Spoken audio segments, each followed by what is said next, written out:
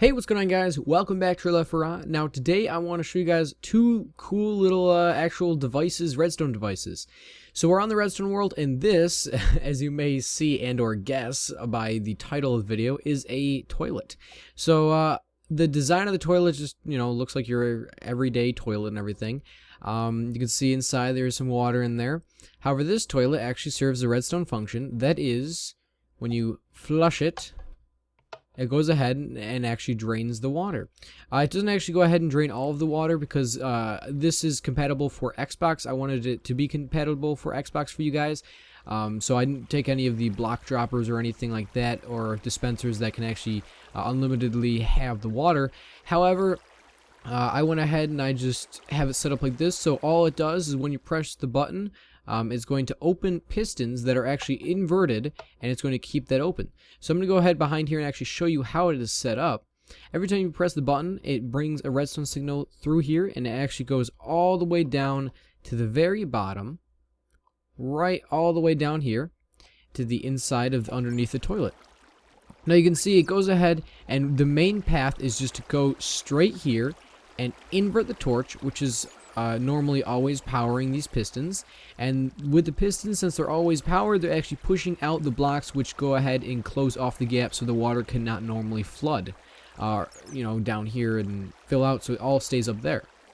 Well, what happens is when it's inverted, it actually pulls the block back, thus opening the pathway to just down here. I just made it so it looks kind of like a drain from above if you're looking down. I'll show you guys that in a second. So it just all falls down here and just disappears.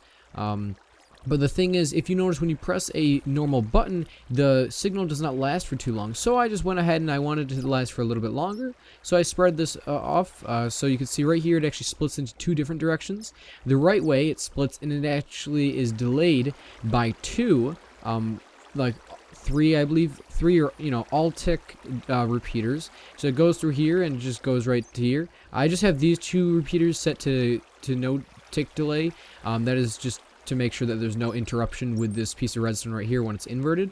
So you can just forget about those. But this one is delayed by 4 ticks or 3 ticks, whatever the one, it's all the way. This one is delayed by 3 of them.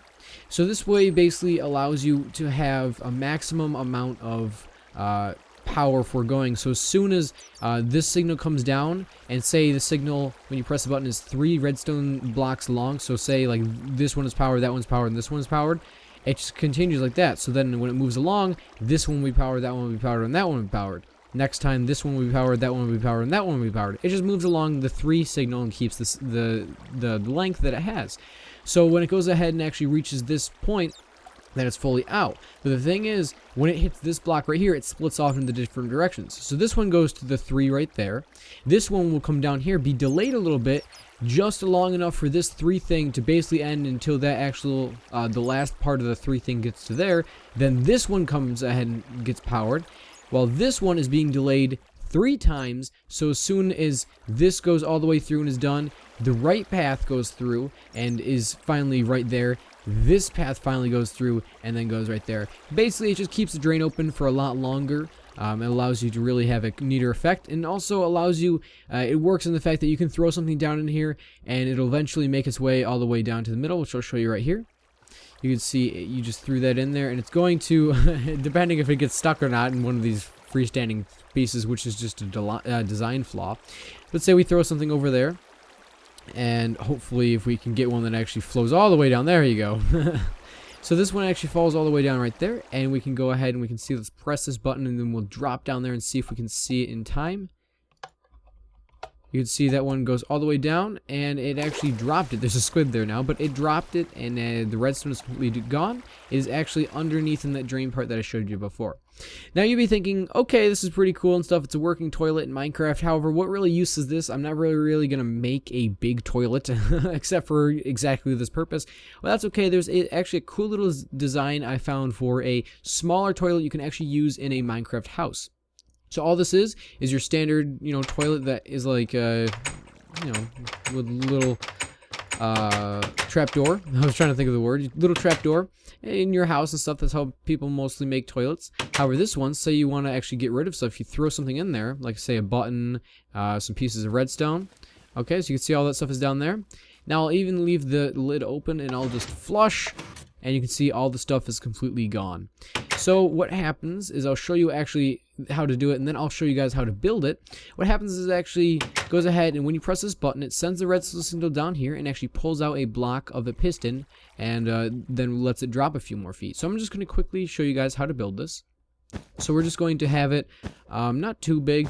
Really depends how big you want it. Really doesn't really matter, just your own preference.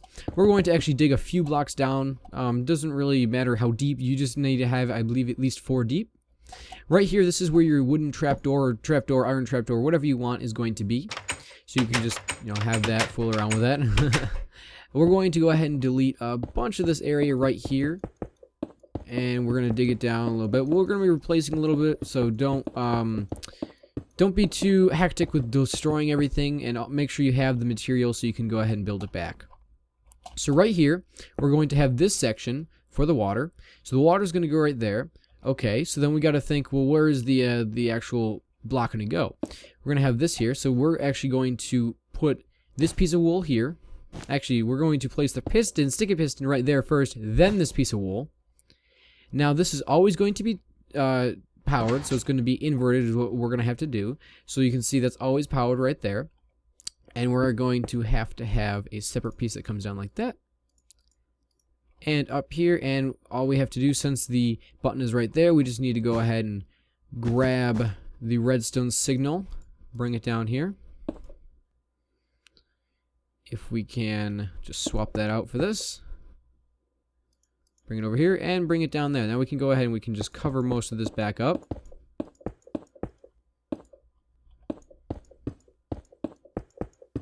Just like so. We'll cover this area back up too.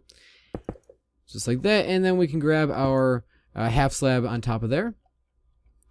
And our very last step would be to make sure that there's enough room underneath here. So you can break that. Yep, there's enough room. So we can actually place that block back on the sticky piston and place our water right in that section back there. Now, if you go ahead and we test it again, we throw some redstone in there, and we push the button. It pulls the block back, lets the redstone drop down, and pushes it back. So we have a empty toilet now. So guys, this is really it. I just want to show you these cool little designs on how to make working toilets in Minecraft. Really simple. The big toilet, that's just a little fun thing for you guys to learn how to do. In case, I don't know, you're ever doing a map where you want someone to fall down a giant toilet or something. I'm not really sure, but I just wanted to show you that for a little bit of fun. And then this one is a little bit more practical, so you can actually have the inside of your house. Also could be used as sort of a garbage can. You could just get rid of this outside piece and just have a small little trapdoor garbage can thing. So thank you very much for watching, guys. I hope you guys enjoyed it. If you did, please give a thumbs up down below. That really helps me out. If you guys have anything redstone wise you want me to go ahead and build, I am always looking for more challenges and more ideas for videos. So thanks again for watching. See you guys later. Bye!